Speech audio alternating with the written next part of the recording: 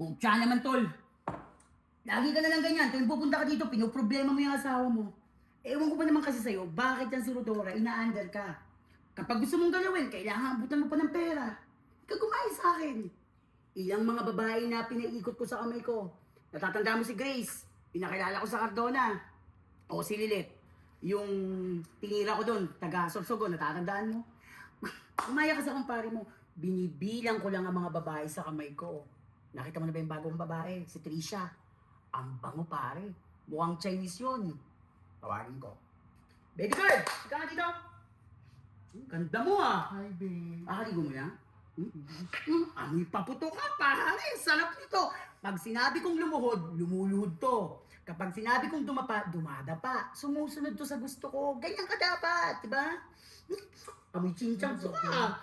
Sarap mo ah! Tama na, babe.